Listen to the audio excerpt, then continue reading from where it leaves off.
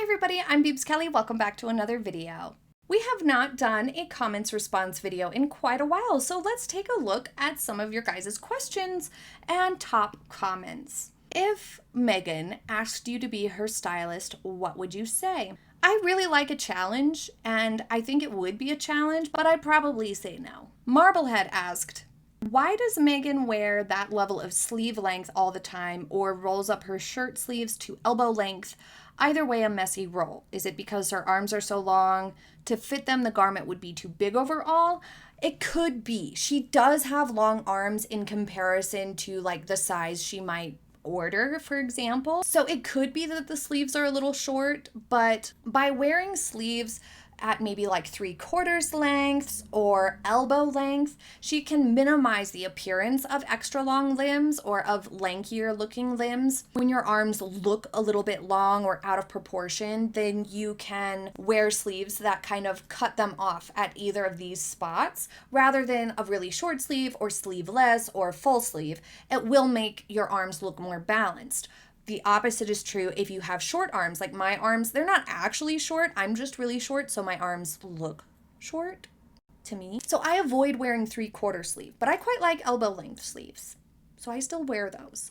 But I do try to avoid 3/4 length sleeve because it can shorten the appearance of your arms just a tad. As for Meghan goes, I don't know why she is so fixated on these crumply, wrinkly rolling ups of the sleeves. It's just ridiculous. I don't know why she does it. It looks so messy and bulky and frumpy. It really adds a lot of visual noise, which honestly, when she does it to right about here, that also adds visual noise to her midsection, which doesn't help her any either.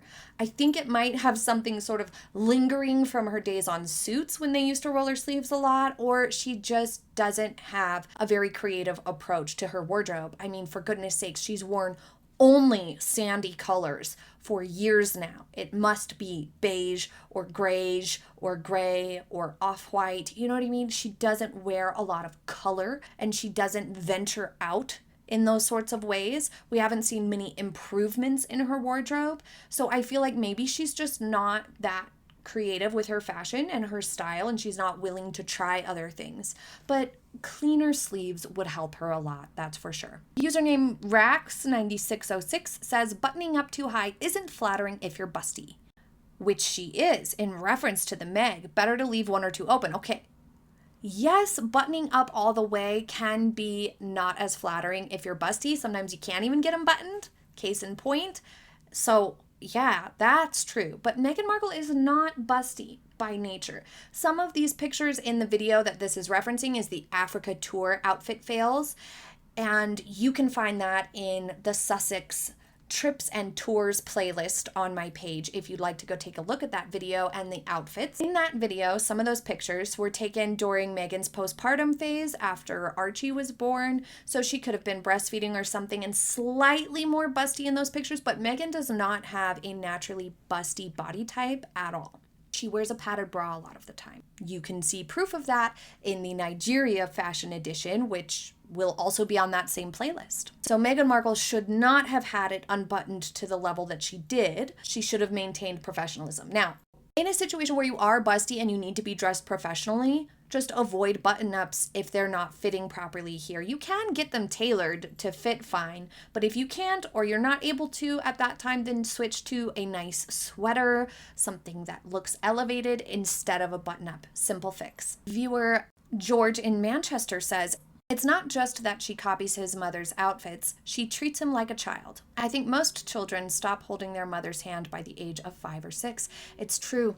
At the very, very beginning of their relationship, when they were still like in their engagement and honeymoon phases, I think it was a little bit more signaling this, oh, we're in this honeymoon phase, even though it was cringe and horrible and they shouldn't have been doing it. Now, at this point, and the way that she does like pull him around places and stuff and like literally move him into position sometimes, it does come off much more as mothering. And mothering gestures for a lot of women just come really naturally. If you're a really maternal person, then you can't help but sort of lean into that sometimes by accident. But when you're in public view, you really need to rein it in and control yourself. And that's what it comes down to. Do whatever you want in your private lives, in your homes, mother your husband all you want.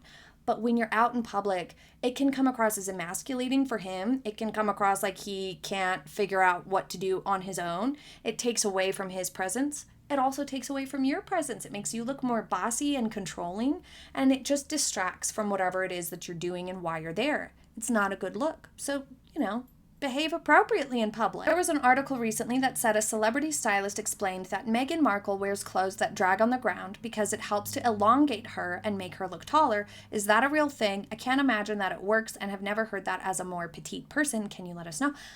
Happy to tackle this one. No, false. It doesn't work, especially when it bunches up and puddles up on the ground. It can work in terms of your hemlines grazing the ground, literally reaching the ground, because you can wear high heels underneath it, which are hidden by a long dress or hemline. However, having it puddle up and bunch up on the ground gives the illusion that you're too short for the clothing. So it does the opposite. The way Meghan is doing it is not accurate at all. It does not work. You have to hem them absolutely perfectly with the exact pair of shoes you're going to wear, where it's literally going to hover right above the ground, right there, as long as you can possibly get it without it bunching up. Because once it starts folding and bunching the way Meghan's do, it's clearly just too big. It reads as way too big. It looks horrible. So no, it's not a thing, at least not in that way. Also, there's other ways to make yourself appear taller that are much easier to do, less of a trip hazard, aren't going to ruin the hemlines of your clothing, and you can wear with variety of shoe heights without it being a problem. For example, monochrome dressing, being all one color. That is going to elongate you and slenderize you immediately. Having less interruptions horizontally. So having ankle straps on your shoes and then a hemline of a mini dress or a mini skirt around the knee length, and then having a belt or a waistband of said skirt or dress, and then having maybe some horizontal sort of stripe or color blocking happening, and then you have a collar. All of those things are horizontal lines and breaks to the outfit that are breaking up the visual flow and are going to shorten you. So if you're short and you're petite, avoid ankle straps on your shoes. Avoid extra hemlines or lines throughout your outfits, and you will look taller and longer. I like what Vicky says here. Good fashion is like a magic trick. It's an illusion of beauty by emphasizing the good and camouflaging the bad. The wearer feels pretty, which in turn gives an air of self-confidence and makes her look pretty. Even more pretty. I agree. And that is exactly what good outfits do for us. And it's so exciting and wonderful when we get outfits like that or pieces of clothing that really make us feel that way and do emphasize the good. I think a lot of the body positivity and whatnot has been wonderful and very essential conversation to have culturally, especially for women, but for men as well. Being happy with and okay with where you're at and dressing your body where you're at today, feeling good about your clothes, your outfits, your looks, where you're at right now is essential to feeling good and being happy and confident. But with that, we kind of started to feel like we needed to tiptoe around the whole camouflaging the bad part of dressing. You do need to do and be okay with acknowledging what maybe could use camouflaging. We all have elements to our hair, our face with the way we're doing our makeup, our outfits, our bodies.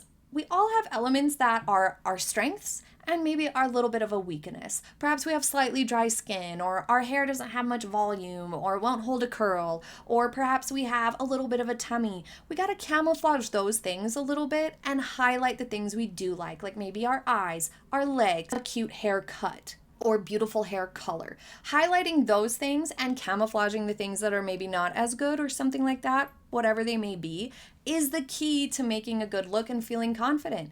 We all have insecurities, and it should be okay to acknowledge them, talk about them, and camouflaging them doesn't mean you're ashamed or that you hate them. It just means you don't want to highlight them necessarily. I don't necessarily want to highlight certain things, but that doesn't mean I'm not okay with them. They just don't need to be a focal point. So I think we definitely, when it comes to talking about those things, sometimes people still get a little irritated in the comments or just in conversations about those things of talking about, oh, well, maybe this should be camouflaged, like Meghan's lack of a well-defined waist, for example. We need to let that be a part of the conversation and be okay too. It's okay to talk about our weaknesses, own our weaknesses, but also not take them too seriously at the same time. It's not binary. Either we're body positive or we're acknowledging areas that could use camouflage. It doesn't need to be that way. It's all about balance. Ever Be Joyful, good username, says, I noticed that Catherine's striped dress was sleeveless. I know you had mentioned Meghan's overexposure while in Nigeria. Just curious if you considered Princess Catherine's dress a faux pas. Excellent question. So this is the dress from the Jamaica tour. And as you can see, it is a sleeveless dress, but this is actually what the original was like. So there was a little bit of ruffling added here, and it was adjusted a little bit for Catherine. While this is some examples of what Meghan wore on the Nigeria trip. Now, Jamaica does not have a large Muslim population. They are mostly Christian and Protestant, while Nigeria is around 50% Muslim and traditionally just more conservative when it comes to women's fashions. As you can see in a lot of these pictures, Meghan is the only one with her arms exposed, and regardless of that, Meghan also had low necklines, cutouts in some of the dresses, spaghetti straps rather than wider straps, and high slits. For example, in this one and in this one, there was even some backless moments, really, really thin spaghetti straps, versus Catherine's having a high neckline, no slits, no high slits, lots of leg showing, and no cutouts, and also there was more fabric added around the sleeve. So Catherine's are simply a lot less revealing than Meghan's, while also being in a different country with a different cultural norm around their fashions and what is acceptable or not. Now, that's not to say everyone in Nigeria always has their shoulders covered and never wears high slits or cutouts in their dresses. It's not to say that, but rather the fact that Meghan went so far and that there are around 50% of the people who believe in keeping those areas covered as part of their customs and religion. That's kind of where the difference falls. That about 50% of the people there would find that offensive inherently, or rather shocking and completely out of the norm. Whereas in Jamaica, that's simply not the case. So it has to do with culture and setting. For example, going to a school, that's super inappropriate to wear something that's backless and side boob and stuff like that to a school, no matter where it is, no matter the country. But this one is a really cool look on Catherine here. In fact, it was a vintage piece that was sort of updated for her. Username Bonbon something said Meghan would probably be more successful if she were to cosplay younger Queen Elizabeth, as she was also a shorter woman and knew how to dress to be seen. That is super true, especially the monochrome vibe. Wearing slightly lower hemlines and all one color would be very elongating for Meghan Markle, make her look a little taller, a little more slender. It would be very complimenting to her.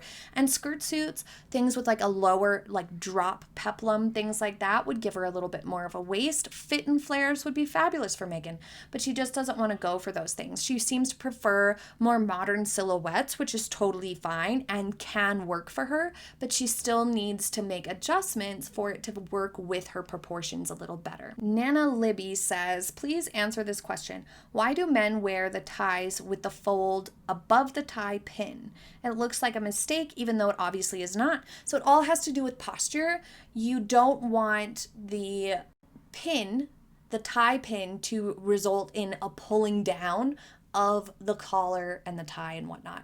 So they give a little extra slack there so that as they're moving around, turning, all of those sorts of things, adjusting their posture, it doesn't ever pull and tug on it. So there is supposed to be a little bit of a fold, a little bit of a slack, but at certain angles you will be able to see that not happening. Also, if they just need to like tug on their waistcoat a little bit, it would also adjust to some extent and lay a little bit more flat. But that's a really common question, but yes, it is supposed to be that way, and it all has to do with allowing for proper posture and movement. In the video discussing the Duke and Duchess of Westminster's wedding with her blue shoes, Cherie Dono says, I liked the blue. Hey Beebs, can we see your bridal attire?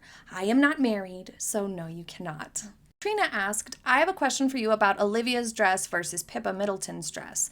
Pippa's dress didn't have any of the same challenges of looseness around the front, and her dress also had a huge heart-shaped cutout at the back. Can you explain why Pippa's was fine, but Olivia's was a bit too loose looking? Pippa's dress looked to be a lot more structured fabric. Olivia's was very, very satiny, silky, very, very soft.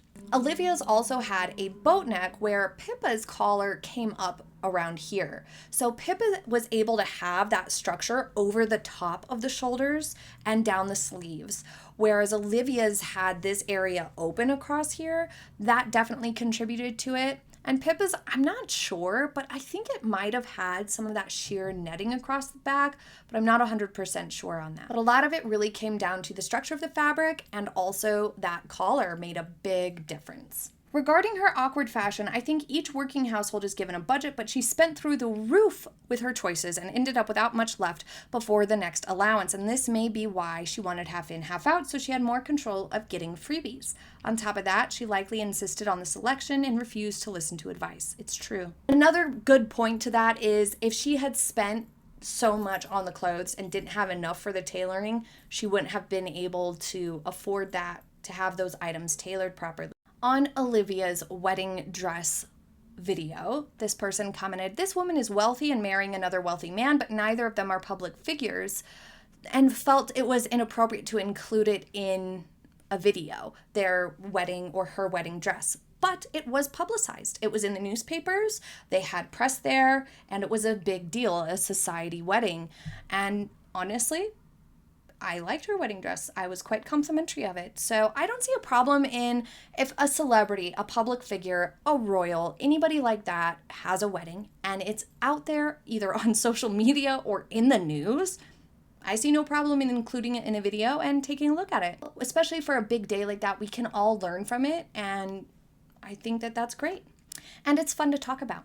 Emily Rowan says, "Beebs, can you please advise why nobody has or is commenting on the bridesmaids or flower girl dresses?" Well, I think why nobody's commenting on it is because they were children. They were little girls. So, you gotta let them just be. They're not picking it, so let it be. They got to be in a wedding and have little cute flower crowns, and we will just let them have it. And I think that that is enough said on that. Thank you so much for joining me for today's fun little comments response video. I'll make another one sometime soon. Leave your thoughts in the comment section below. I hope you have a happy day ahead, and I will see you next time. Bye.